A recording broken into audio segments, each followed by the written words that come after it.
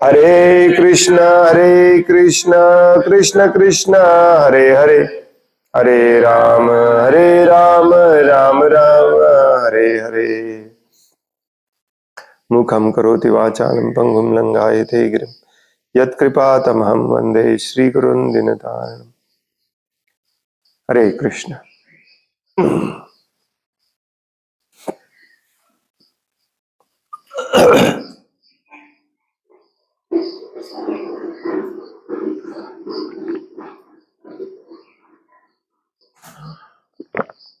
श्रीमद् भागवतम स्कंध तीसरा अध्याय 26 भौतिक प्रकृतीची मूलभूत तत्वे, श्लोक नंबर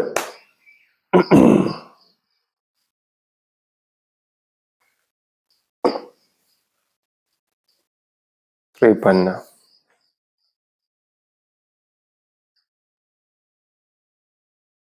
हिरण्यात् अंडकोशात् उत्थाय सलिले शयात् तम आविश्य महादेवो बहुधा निर्विभेद खम।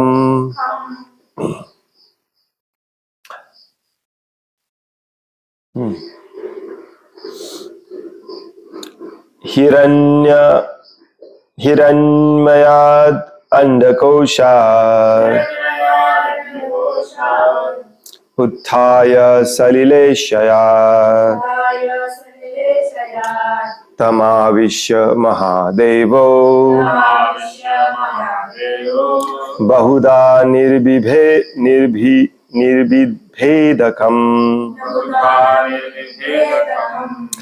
हिरण्मयाद अंडकोशात् उत्थाय सलिले शयात् तमाविश्य महादेवो बहुधा निर्विभेदकम्। हिरण्मयाद अंडकोशात् उत्थाय सलिले शयात्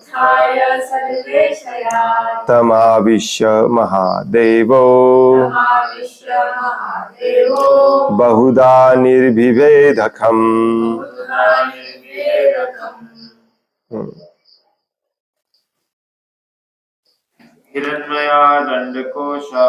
हिरण्मयाद अंडकोशात् उत्थाय सलिले शयात् तमाविश्य महादेवो बहुधा निर्विभेदकम्।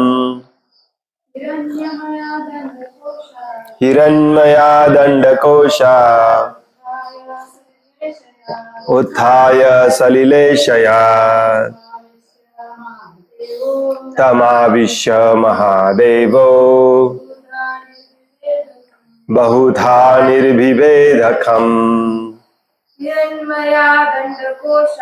हिरण्मयाद अंडकोशात् उत्थाय सलिले शयात् तमाविश्य महादेवो बहुधा निर्विभेदकम्। हिरण्मयात् सुवर्णमय अंडकोशात अंड्यातून उत्थाय उठून सलिले पाण्यावर शयात तरंगणाऱ्या तम त्यामध्ये तरंगणाऱ्या शयात म्हणजे शयन केलेल्या आविश्य प्रवेश करून महादेव पुरुषोत्तम भगवंत परम पुरुषोत्तम भगवंत बहुधा अनेक प्रकारे निर्विभेद विभागले खम रंध्रे.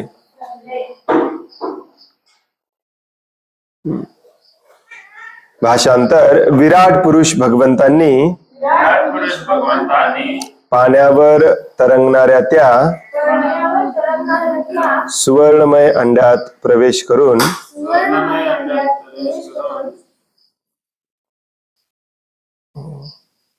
त्याचे अनेक विभागात विभाजन केले.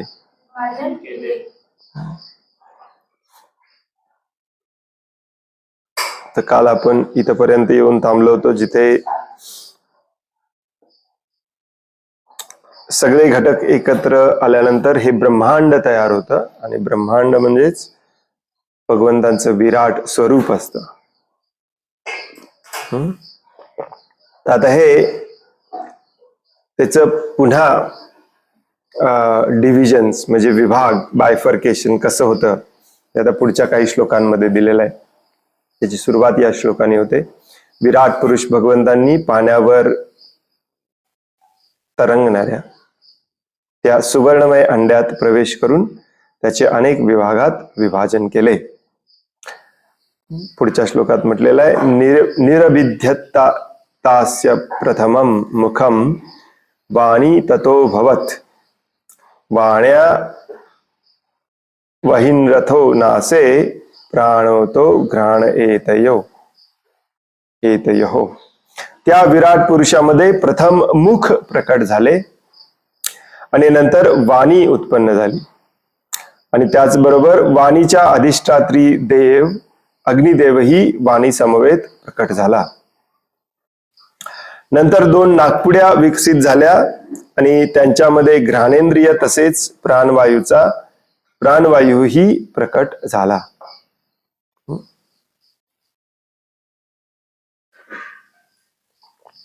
भगवंतांचं शरीर म्हणजेच हे ब्रह्मांड कसं निर्माण झालं ते सांगितलेलं आहे. पहिल्यांदा मुख तयार झालं, त्यानंतर वाणी उत्पन्न झाली. वाणी बरोबरच वाणीला कंट्रोल करणारी देवता निर्माण प्रकट झाले. 2 नाकपुड्या विकसित झाल्या आणि त्याच्या बरोबरच घ्राणेंद्रिय म्हणजे गंध घ्यायचं इंद्रिय आणि प्राणवायूही प्रकट झाला. प्राणवायू हे मुख्यतः त्याचं द्वार असतं नाकपुड्या. तात्पर्य वाणीच्या अभिव्यक्ती बरोबरच अग्नी सुद्धा प्रकट झाला. नाकपुड्यांचा विकास होताच त्यांच्या समवेत प्राणवायू म्हणजेच श्वसन क्रिया आणि घ्राणेंद्रियही प्रकट झाले. आता दुसऱ्या श्रीमद भागवतमच्या दुसऱ्या स्कंदामध्ये जेव्हा आपण निर्मिती वाचत होतो तेव्हा तिथे हेच जवळपास दिलेलं तुम्हाला आठवते काय बघा. परंतु याच्यातूनच बरंच काही अजून उत्पन्न झालं म्हणून सांगितलेलं. तर वेगवेगळ्या पद्धतीने सृष्टीची निर्मिती उपनिर्मिती भागवतामध्ये बऱ्याचदा सांगितलेले. पुढे भगवंतांचं मुख तयार झालं.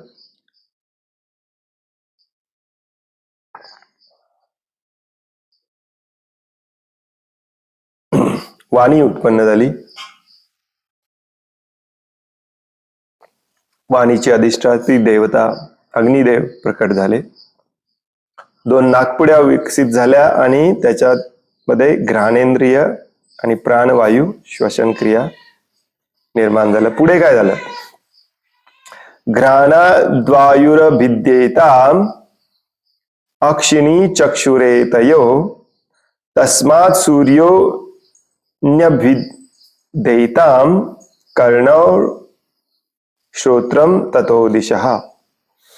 घ्राणेंद्रियाच्या निर्मिती बरोबरच त्याचा अधिष्ठाता देव वायुदेव निर्माण झाले.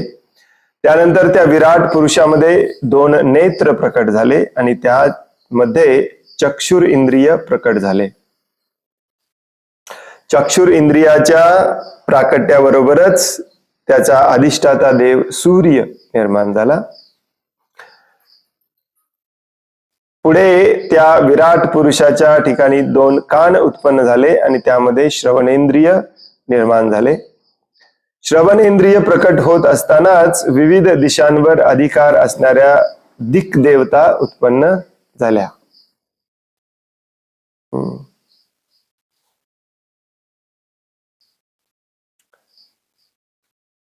ह्याच्यावरून एक गोष्ट लक्षात येते की आपल्याला की ऍक्च्युली हे कान, नाक वगैरे हे इंद्रिय आहेत, परंतु यांना फक्त इथे भौतिक स्वरूपात त्यांचा उल्लेख केलेला आहे. नाक म्हणजेच घ्राणेंद्रिय नव्हे किंवा कान म्हणजेच श्रवणेंद्रिय नव्हे. कान हे बाह्य स्वरूपात दिसतं, ऍक्च्युली श्रवणेंद्रिय आतमध्ये असतं. Detail, super detail. तात्पर्य, भगवंतांच्या विराट पुरुष रूपातील देहाचे विविध अवयव कसे प्रकट झाले आणि त्या अवयवांच्या अधिष्ठाती देवता ही अभिव्यक्ती कशी झाली ते येथे सांगितले जात आहे. आपल्या मातेच्या उदरात असताना मुलाची वाढ होत असते व क्रमाक्रमाने शरीराचे अवयव विकसित होत असतात. तसेच या विश्वरूपी उदरात विराट पुरुष निरनिराळ्या अभिव्यक्तींना प्रकट करीत जातात. क्रमाक्रमाने इंद्रिय प्रकट होतात व प्रत्येकावर एक एक अधिष्ठात्री देवतांचा अधिकार असतो. श्रीमद भागवतमातील वर दिलेले विधान आणि ब्रह्मसंहितेतील या संबंधीची माहिती यावरून एका गोष्टीस दुजोरा मिळतो की की सूर्याची उत्पत्ती विराट पुरुषाचे नेत्र प्रकट झाल्यावरच झाली. सूर्य हा विराट पुरुषाच्या नेत्रांवर अवलंबून आहे, ब्रह्मसंहितेत देखील म्हटलेलं आहे. What is that? ब्रह्मसंहितेत कुठं म्हटलेलं आहे? यच्चक्षुरेश. ब्रह्मसंहिता ही सांगते की सूर्य म्हणजे भगवान श्रीकृष्णांचे नेत्र आहेत. यच्चक्षुरेश सविता. सविता म्हणजे सूर्य. सूर्य हा भगवंतांच्या नेत्रस्थानी आहे, म्हणजेच हे विराट स्वरूप आहे ना, त्याच्या नेत्रस्थानी आहे. वास्तविकपणे अस्तित्वातील प्रत्येक वस्तूची निर्मिती भगवंतांच्या विराट रूपानेच केलेली आहे. भौतिक प्रकृती ही निर्मितीसाठी आवश्यक त्या घटकांचा केवळ पुरवठाच करते. निर्मिती व सृजन हे वस्तुतः भगवंतांकडूनच होते आणि याचे अनुमोदन भगवद्गीतेमध्ये 9व्या अध्यायात 10व्या श्लोकात केलेले आहे. मया अध्यक्षेन प्रकृती सूयते सचराचरम. माझ्या अध्यक्षतेखालीच प्रकृती, भौतिक प्रकृती विश्वातील सर्व चर आचर वस्तूंची निर्माण करते आणि माझ्या अध्यक्षतेखालीच सगळ्यांचं काम चालू असतं.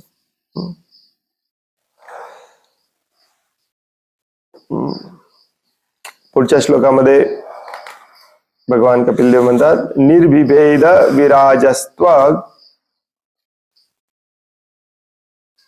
रोमश्म श्रवदयस्ततः तत औषधय शासन शिष्णम निर्भिदिते ततः.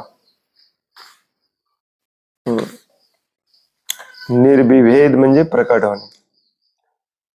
त्यानंतर भगवंतांच्या विश्वरूपाचे म्हणजेच विराट पुरुषाने आपली त्वचा उत्पन्न केली आणि त्यानंतर क्रमाक्रमाने केस, श्मश्रू. श्मश्रू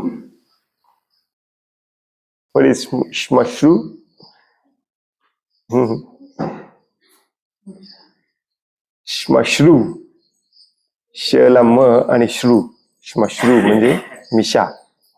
आणि दाढी ही प्रकट झाली. केस, मिशा आणि दाढी प्रकट झाली. त्यानंतर सर्व प्रकारच्या वनस्पती आणि औषधी निर्माण झाल्या. याच वेळी त्यांची जननेंद्रियेही प्रकट झाली. तात्पर्य, त्वचा हे स्पर्श संवेदनेचे स्थान आहे.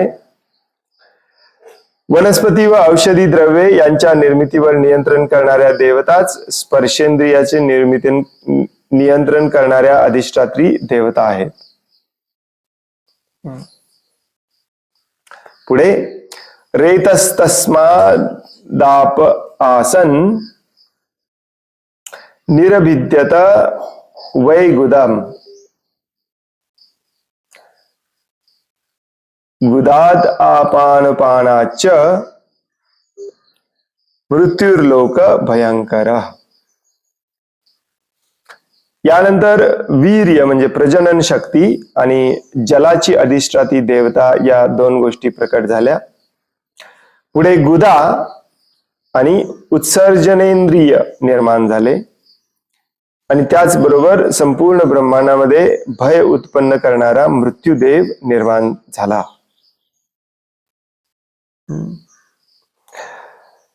तात्पर्य, या वर्णनावरून समजून येते की वीर्यदानाची शक्ती हेच मृत्यूचेही कारण आहे. म्हणून प्रदीर्घ आयुष्य जगू इच्छिणारे योगी आणि इतर अध्यात्मवादी स्वेच्छेने वीर्यस्खलनावर नियंत्रण ठेवतात. मनुष्य वीर्यस्खलनावर जितके नियंत्रण करतो तितक्याच प्रमाणात तो मृत्यूच्या समस्येपासून स्वतःला अलिप्त ठेवू शकतो, म्हणजेच वाचवू शकतो. पूर्णपणे वाचवू शकत नाही, दूर करू शकतो.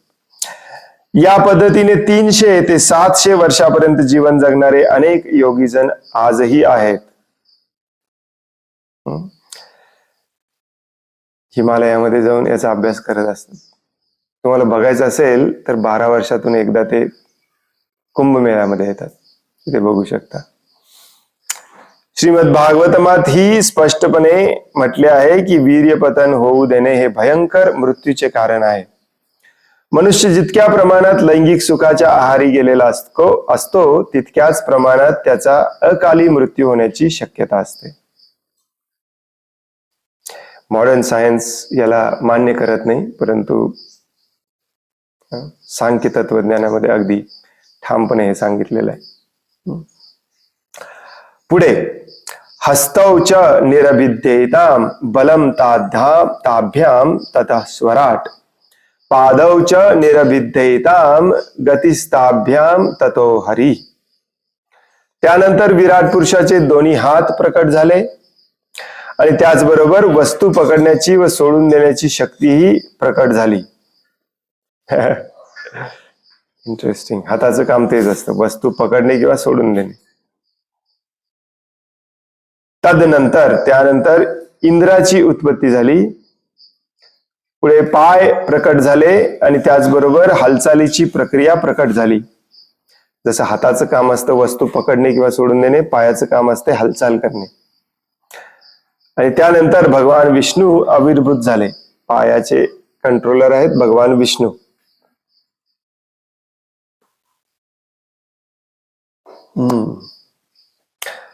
तात्पर्य, हातांची अधिष्ठाती देवता इंद्र आहे, तर हालचालीची देवता भगवान श्री विष्णू हे आहेत.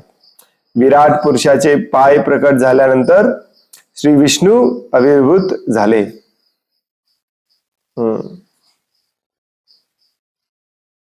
पुढे,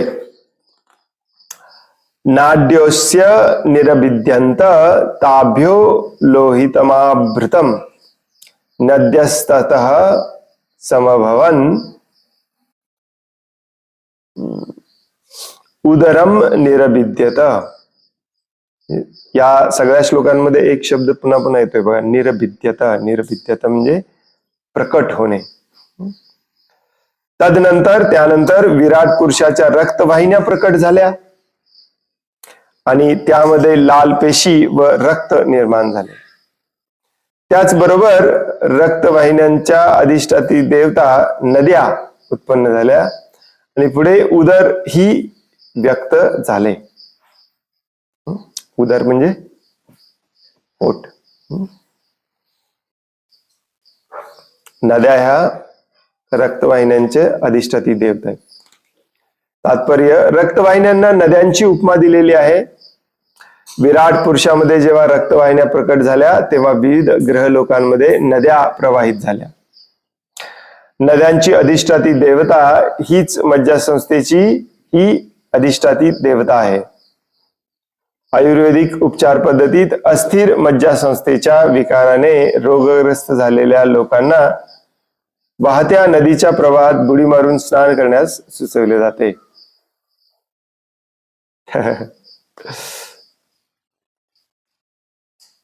मज्जासंस्था म्हणजे काय?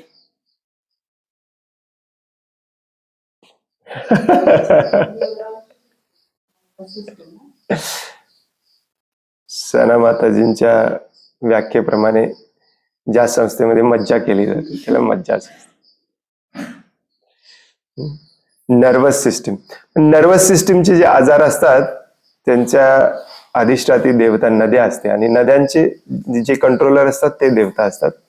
त्यामुळे नर्वस सिस्टीमची ज्यांना आजार आहे त्यांना सांगितलं जातं वाहत्या नदीमध्ये बुडी मारून स्नान केलं पाहिजे.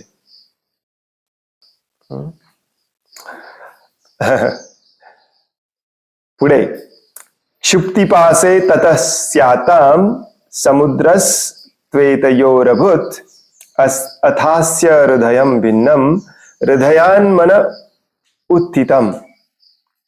पुढे भूक आणि तहान या जाणीवांची उत्पत्ती झाली. उदर निर्माण झालं, उदर निर्माण झाल्यानंतर तहान आणि भूक या जाणीवा निर्माण झाल्या आणि त्यांच्या बरोबरच सागरांची निर्मिती झाली, समुद्र. नंतर हृदय अस्तित्वात आले आणि हृदयाबरोबरच मन उत्पन्न झाले. म्हणून हृदयाचा आणि मनाचा खूप स्ट्रॉंग कनेक्शन आहे. तात्पर्य, उदरामध्ये भूक आणि तहान या भावनांचा उगम होतो आणि सागराला या उदराची अधिष्ठाती देवता समजले जाते. जेव्हा क्षुभा आणि तृष्णा क्षुभा आणि तृष्णा म्हणजे काय? क्षुधा, भूक आणि तहान यामध्ये अनियमितता निर्माण होते, तेव्हा आयुर्वेदीय उपचार पद्धतीत मनुष्याने समुद्र स्नान करावे अशी शिफारस करण्यात आली आहे. भूक तहान बिघडलं की गाडी काढायची, समुद्राकडे जायचं.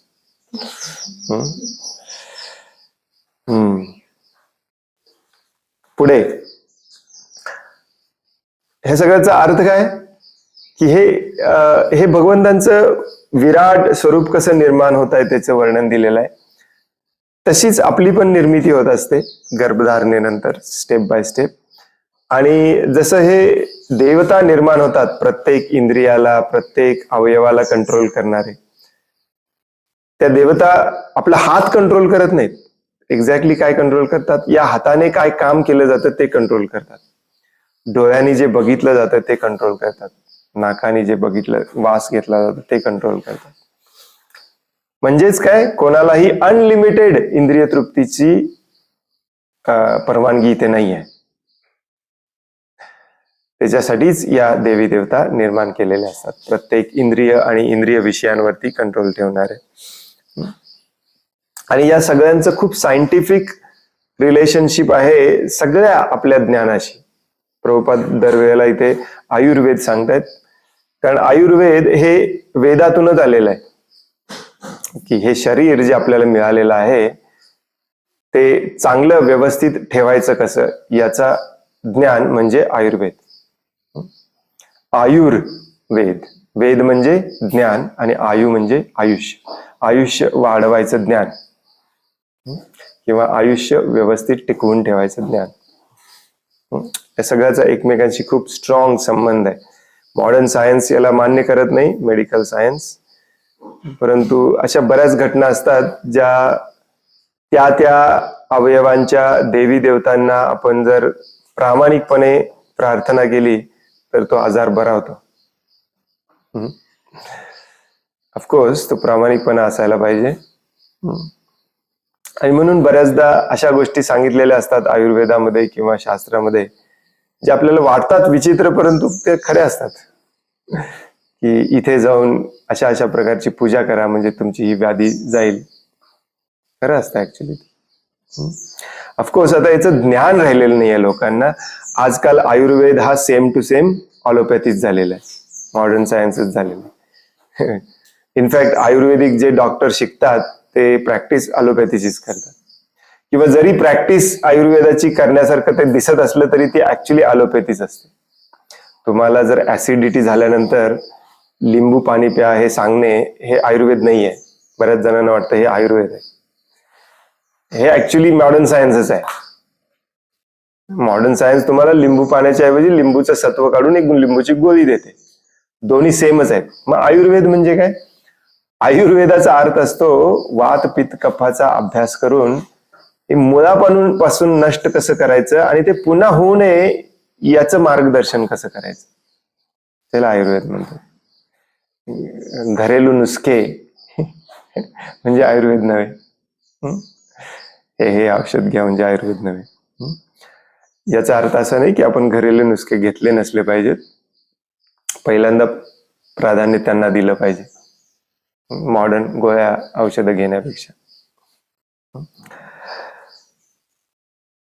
पुढच्या श्लोकामध्ये काय सांगितलेलं आहे? मनश्चंद्रमा जातो बुद्धिर्बुद्धैर गिरांपती अहंकारस्तथो रुद्रश चित्तम चैत्यस ततो भवत. मनानंतर चंद्र प्रकट झाला. मनाचा आणि चंद्राचा खूप स्ट्रॉंग संबंध आहे. मन हे एक इंद्रियच आहे.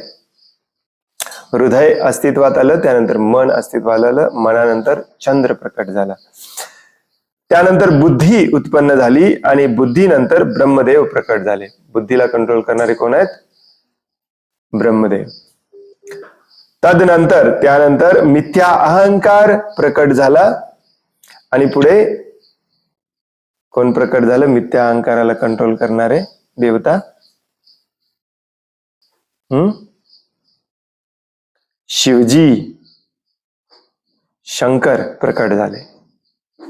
शंकरांच्या प्रकटनानंतर चेतना उत्पन्न झाली. पुढे तशीच चेतनेची अधिष्ठाती देवता आविर्भूत झाली. ऑलमोस्ट हे प्रक्रिया संपते.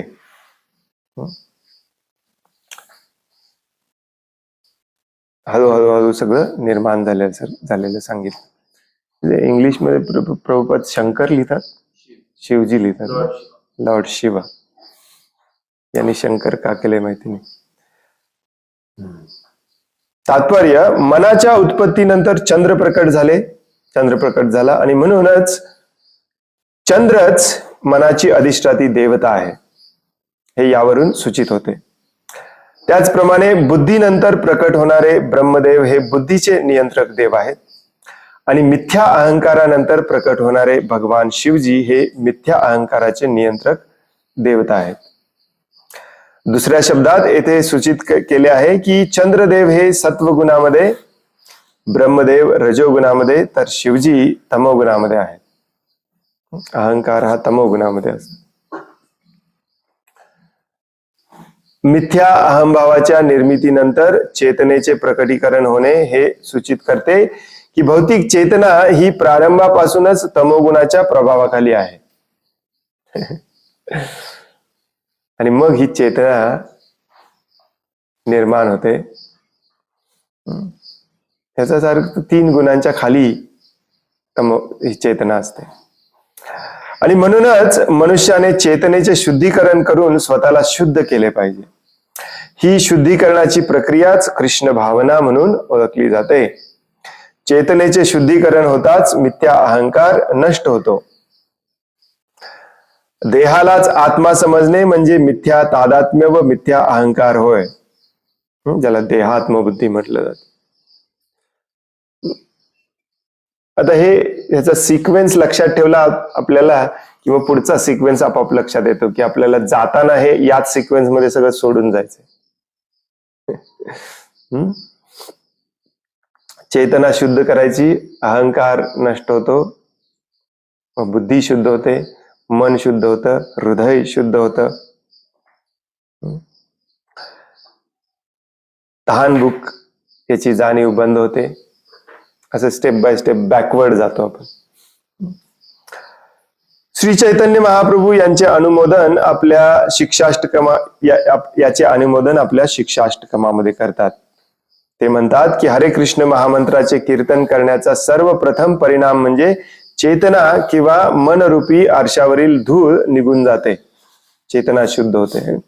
चेतो दर्पण मार्जनम भव महा दावाग्नि निर्वापनम. श्रेय कैरव चंद्रिका वितरणम विद्यावधू जीवनम आनंदाम बुद्धिवर्धनम प्रतिपदम पूर्णामृत स्वादनम सर्वात्मा स्नपनम परम विजयते श्रीकृष्ण संकीर्तनम. हा एक श्लोक जरी तुम्ही सिरियसली वाचला आणि सिरियसली याच्यावरती चिंतन केलं, याच्यामध्ये सगळं आहे. शिक्षाष्टकमच्या पहिल्या श्लोकामध्ये त्याची सुरुवात कशाने होते?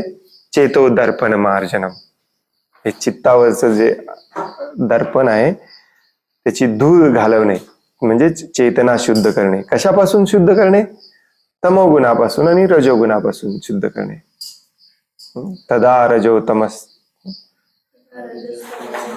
तदा रजस्तमो भाव काम लोभा दयश्चये चेतयेतर अनावृद्ध स्थितम सत्वे प्रसिद्धती. ही प्रोसेस आहे श्रीमद भागवतम मध्ये दिलेली. चेतना शुद्ध करणे म्हणजेच हे तम आणि रजोगुणाचा प्रभाव नष्ट करणे आणि शुद्ध सत्वगुणामध्ये स्थित होणे. चैतन्य महाप्रभू सांगतात मनरूपी आरशावरील धूळ निघून जाते आणि पुढे भौतिक अस्तित्वाच्या धगधगता अग्नी त्वरित शमतो. भव महादाव अग्नी. खोट्या अहमभावामुळेच भौतिक अस्तित्वाचा अग्नी निर्माण झालेला असतो. ही जी दावाग्नी आहे ती खोट्या अहंकारामुळेच निर्माण झालेली असते. परंतु भ्रामक अहमभाव नष्ट होताच मनुष्य आपले वास्तविक स्वरूप समजू शकतो आणि त्या क्षणी तो मायेच्या कचाट्यातून वास्तविकपणे मुक्त होतो, खऱ्या अर्थाने मुक्त होतो. मिथ्या अहमभावाच्या पकडीतून मुक्त होताच त्याची बुद्धीही शुद्ध होते आणि मग त्याचे मन भगवंतांच्या चरणकमलांच्या स्थायी सदैव रमून जाते, रममान होते. पुरुषोत्तम श्री भगवान पौर्णिमेच्या दिवशी गौरचंद्र अर्थात निष्कलंक दिव्य चंद्र म्हणून अवतरित झाले. लौकिक चंद्रावर कलंक आहेत, पण दिव्य चंद्र अर्थात श्री गौरचंद्र यांच्यावर कोणतेही कलंक नाहीत. शुद्ध मनास भगवंतांच्या सेवेमध्ये स्थिर करण्यासाठी मनुष्याने श्री गौरचंद्र या निष्कलंक चंद्राची आराधना करणे आवश्यक आहे. जे लोक ऐहिकवादी वा रजोगुणी आहेत अर्थात जीवनामध्ये भौतिक प्रगती करण्यासाठी आपल्या बुद्धीचा उपयोग करू इच्छितात ते सामान्यतः ब्रह्मदेवाची उपासना करतात. जे लोक शरीराशी तादात्म्य करतात व पूर्णपणे तमोगुणी असतात ते शिवजींची उपासना करतात. हिरण्यकशिपू आणि रावणांसारखे घोर भौतिकवादी हे ब्रह्मदेव किंवा महादेवांची उपासना करतात. इतिहासामध्ये आपण पाहू शकतो. परंतु कृष्ण भावनाभवित होऊन सेवा करणारे प्रल्हाद आणि इतर भक्त हे पुरुषोत्तम श्री भगवंतांची आराधना करतात. थोडंफार प्रभुपाद आपल्याला या सगळ्यांचा बोध करून देतात या तात्पर्यामध्ये.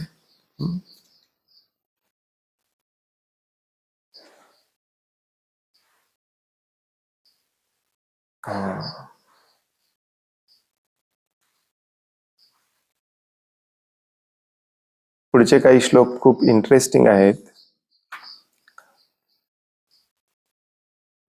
संपतच, उद्याच वाचूया, संपूया उद्या संपतच हा अध्याय. तर हे सगळे अवयव, त्यांची इंद्रिय, त्यांची अधिष्ठाती देवता वगैरे निर्माण होतात, परंतु अजूनही हे सुप्तावस्थेत असतात. चेतना उत्पन्न झाली तरीही सुप्तावस्थेत. या चेतनेला हलवायला लागतं आणि ते जाग करायला लागतं. ते पुढच्या 5-10 श्लोकांमध्ये सांगितलेले. विराट पुरुष या प्रत्येकामध्ये शिरतात आणि ते जाग करायचा प्रयत्न करतात. ते आपण उद्या वाचूया. हरे कृष्ण. कोणाला काही प्रश्न आहे, काही सांगायचं आहे?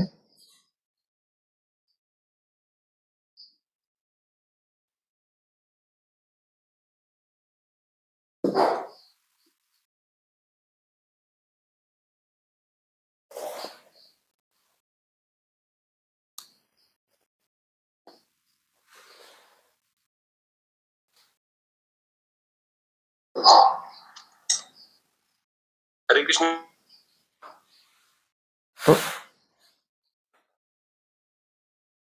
हरे कृष्ण प्रभु. हरे कृष्ण प्रभुजी. हरे कृष्ण.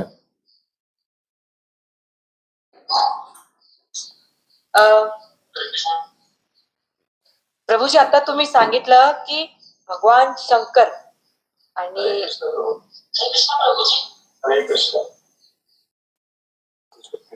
आता तुम्ही सांगितलेलं की भगवान शंकर आणि महादेव वेगळे वेगळे सांगितले आता या संदर्भात. ते जरा सांगाल परत? भगवान शिवजी आणि महादेव. हा, आता असं वेगळं आलं. नाही, इथे या श्लोकात तरी कुठे नाही आहे. अच्छा, माझ्याच ऐकण्यात जरा चूक झाली मग. ठीक आहे. इथे कुठे दिलेलं नाही आहे. आता मला परत एकदा ऐकावं लागेल बहुतेक. शेवटला दोन वेगळे आले. हरे कृष्णा प्रभू. तात्पर्याच्या शेवटी आहे ना असं वाक्य आहे की ते शंकराची उपासना करतात. हिरण्यकशिपू आणि रावणासारखे घोर भौतिकवादी ब्रह्मदेव किंवा महादेवांची उपासना करतात. Okay okay. हा, सेमच आहे.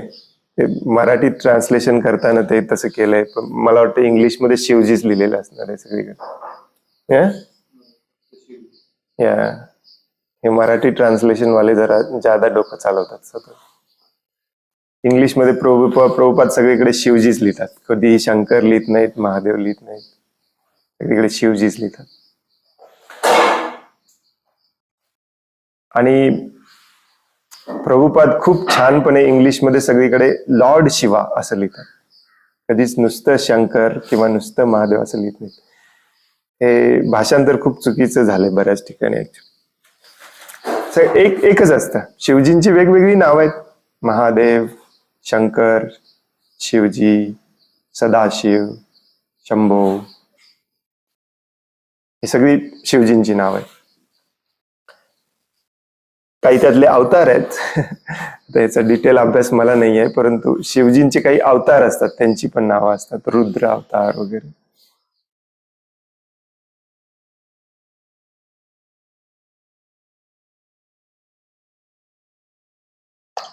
हरे कृष्ण प्रभू.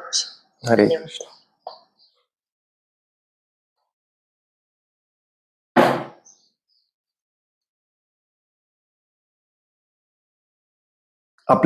आपल्याला इंग्लिश खूप सिरियसली घेतलं पाहिजे. सगळ्यांना इंग्लिश शिकवायचंय, लहान मुलांना पण आणि मोठ्यांना पण. याचं मेन कारण आहे हे मराठी वाचणं आपण बंद केलं पाहिजे. कारण इतकं आणि इंग्लिश मध्ये आणि ते करण्याचं आणखीन एक मेन कारण म्हणजे कलियुगाचं आसुरी लोकांचं मेन काम असतं ग्रंथ बदलणे.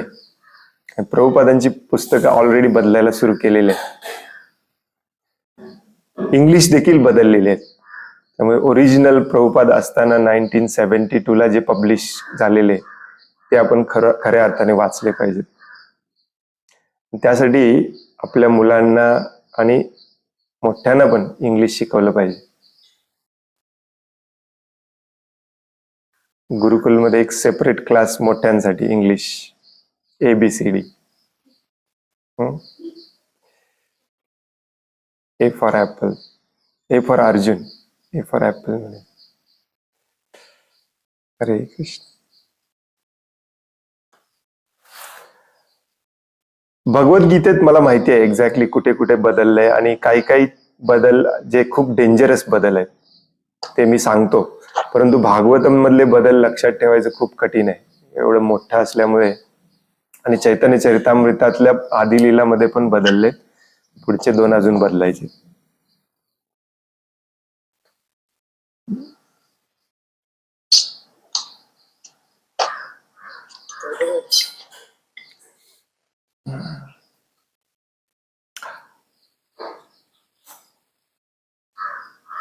हरे कृष्ण. आणखीन कोणाला काही प्रश्न आहे, काही सांगायचं आहे?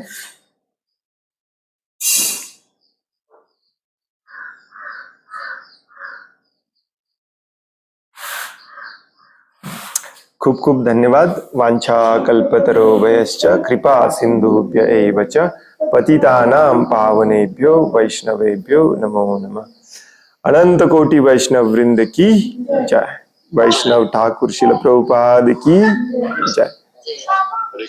ग्रंथराज श्रीमद् भागवतम की जय. हरे कृष्णा प्रभु जी दंडवत प्रणाम. हरे कृष्ण.